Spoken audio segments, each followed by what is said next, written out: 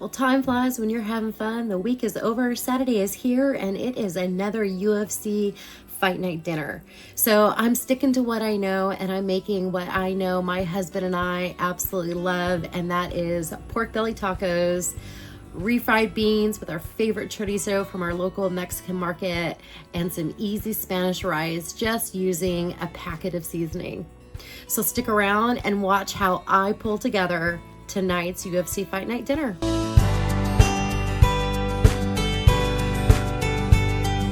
Roughly just under 2¼ pounds of pork belly that I got from my favorite restaurant supply store, US Food Chefs. And what I'm going to do is I'm going to slice through some of the fat. You don't want to go all the way through the fat, but you want to score the fat side. So I've already washed it and then go the opposite direction. So I'm going to do that for all of this pork belly. Now that I have the pork belly scored like this, I'm just gonna stab it. This will help your skin get nice and crispy. Easy cleanup, always use a paper bag. Makes for a very easy cleanup. All right, so I added my pork belly to a foil lined dish. Season the top of your pork belly. I'm gonna cook this for about 30 minutes at 350 degrees, and then we'll take it out, dice it up, and then we'll get it nice and crispy. This is what I'm using to make my rice, just to keep it very basic and simple.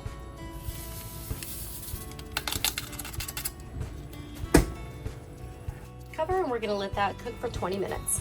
So this is what the chorizo looks like. I had them bag it up in 1 pound links, so there's a total of 3 pounds there. And then I got 6 limes. There were 3 for $1, so we'll deal with these later. We'll get these chopped up later along with everything else. So into the skillet, I'm going to put about a ½ pound of this chorizo and get it cooking, and then we're gonna start our refried beans.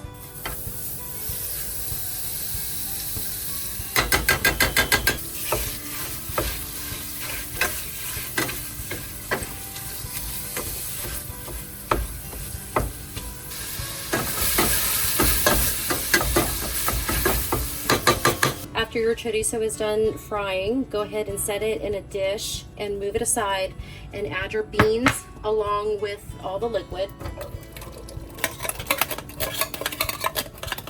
Okay, we're gonna let this get nice and hot, and I'm going to add to this some crushed red pepper. Just sprinkle them in there. Add however much you want. We like things spicy, so we probably add a little bit more than a typical person would.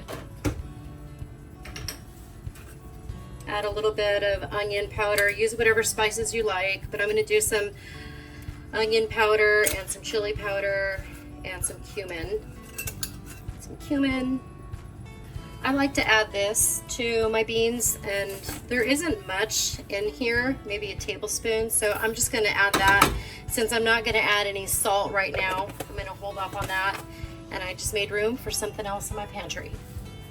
I'm going to add some of this chili onion crunch. We're working through it. We only have a little bit left, but this stuff is really good, and it's pretty spicy, so I'm going to add some of this to my beans too. I think I'm just going to finish it. It's about maybe a tablespoon and a half. I am trying to clean out my pantry too, stuff that's just been sitting around. Now the beans are starting to get hot. We want them to get nice and soft so then we can start mushing them. And we are going to use the immersion blender to kind of get them a little more smooth. We do enjoy using this as like a dip as well, and a spread. Amato likes to spread it on his tortillas. I don't so much because it's so messy, but it is good every once in a while. I do enjoy it. I just don't do it as frequently as he does. But these are so good over nachos. They're good, and like a bean and cheese burrito or a quesadilla. You can stop it just like this and eat it just like this. This would be really good. Just add your chorizo, and then you can add your toppings. I'm going to dice up some jalapeno too and add it here. But we're going to go a little bit smoother. But these are pretty much done. If you wanted to enjoy them this way, just add your chorizo and anything else. I was going to do some onions, but I totally forgot. So I might just throw in a few onions and let them cook in here for a little while. All right, I'm gonna throw in those onions. We're gonna add some jalapeno. Now these are gonna go, we're gonna still run this through the immersion blender. So I'm adding them in big pieces because they're gonna get pretty much pulverized when we use our immersion blender. So this is getting nice and thick. And I'm just gonna add a little bit of water. Okay, the rice is just about done. I don't wanna forget about it because I did not set a timer for it.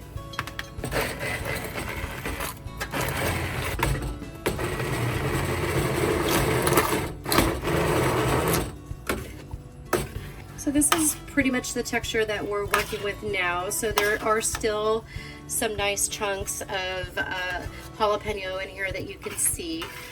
We don't mind the big chunks.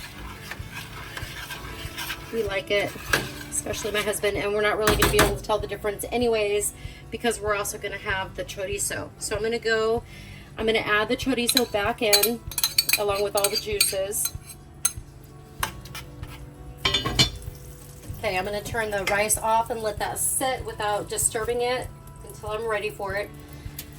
The pork belly just went through its first stage of cooking, so I'm just going to let that sit in the oven while we finish up these beans. So I'm just going to add, there's probably about a half a cup of sharp cheddar cheese that I have sitting in my refrigerator. I'm just using what I have available. Normally I would put pepper jack, but it's in the freezer frozen and I want to use up what I have here.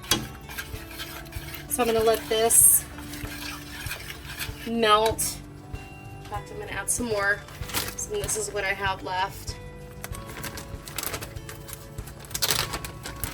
All right, we're going to let that cook down for a little bit, about 10 minutes, however long it takes for the cheese to melt, and then it pretty much is going to be ready to go. You most definitely want to give it a taste test to make sure at this point that it tastes good. If I don't like something, I won't let anybody else eat it. It's really good, and I don't even have to add any salt.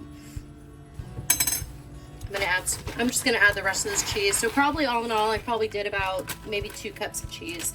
If you don't want to use that much, don't use that much. You can use, but I would encourage you to use at least 1/4 to 1/2 cup if you can spare. It really does make them taste nice and creamy and delicious. You would get far superior taste if you probably sauteed your onions and garlic and got them nice and caramelized.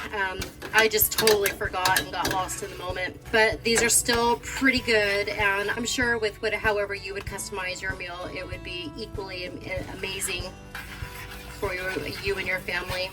I always feel like I make too many beans, but then they'll be gone by Monday.